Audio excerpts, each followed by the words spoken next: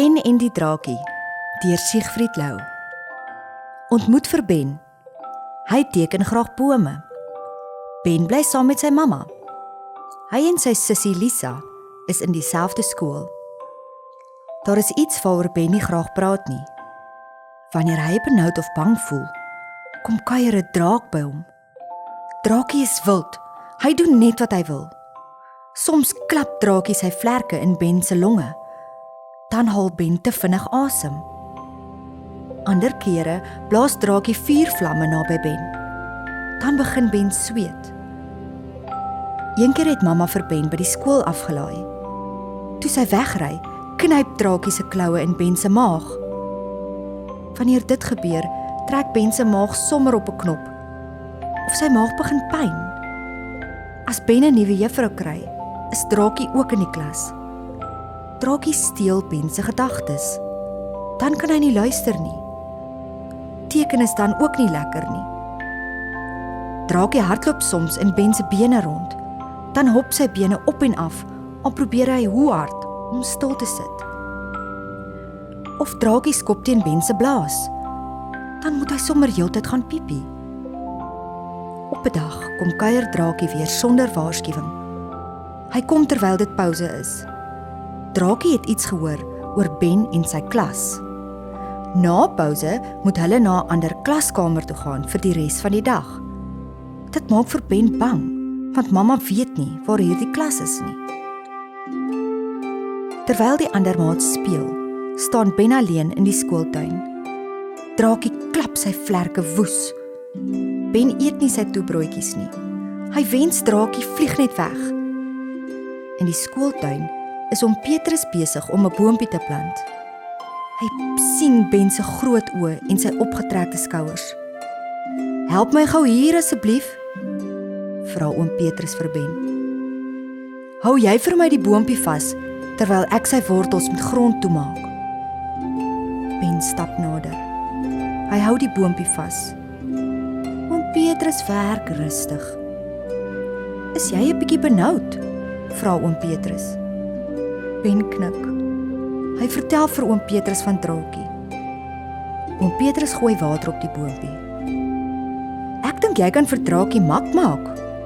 Hy wil eintlik net kyk of jy veilig is," sê oom Petrus. Ben knip sy oë verbaas.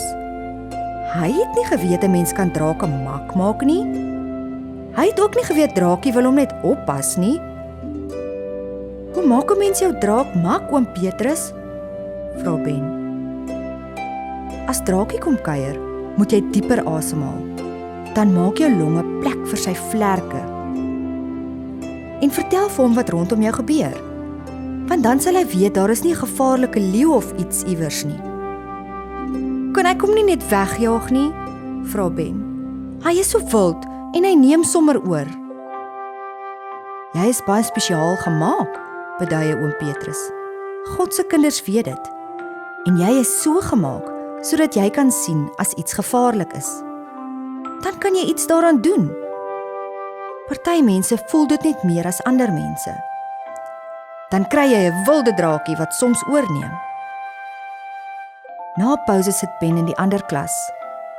Hy voel hoe draakie wild en woelig raak. Maar dan onthou hy oom Petrus se woorde.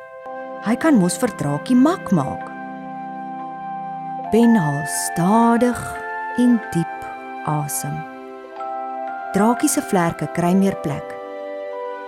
Ben vertel vir draakie wat aangaan. "Ek sien my maats en ons skooltasse en hier kom juffrou nou by die klas in." Draakie hoor dis nie gevaarlik waar Ben is nie. Hy trek sy naels terug. "Ek hoor die wind waai en ek hoor my asemhaling en ek hoor vir Pieter praat," fluister Ben vir draakie. Draakie vou sy vlerke en gaan lê. Wind en asem en Pieter is ook nie leeu's nie. "Ek vat aan my skoolhemp. Ek voel die materiaal is grof. Ek voel die skoolbank onder my. Dit is hard en my potlode voel rond tussen my vingers." Draakie maak sy oë toe. Hy lê nou rustig. Hy het 'n bietjie makker geword. "Miskien soek draakie 'n boom om in te bly," dink Ben. Ben verbeel hom hy is 'n boom. Sy voete en bene is die wortels. Sy lyf is die boomstam. Sy arms is die takke. Draakie gaan rus tussen die groen blare aan die takke. Terwyl Draakie in die slaap raak, onthou Ben iets belangrik. Mamma hoef nie te weet in watter klas hy is nie. Hy moet net na skool na die gewone plek toe stap. Mamma sal daar vir hom wag. Dit maak nie saak dat hy nou in 'n ander klaskamer is nie. Daardie middag teken Ben die boom wat hom Petrus geplant het. Draakie het verdwyn. Ben weet, Draakie sal weer kom kuier. Maar dit maak nie meer saak nie. Hy is besig om vir Draakie mak te maak. Hoe wonderlik is ek gemaak, dink Ben.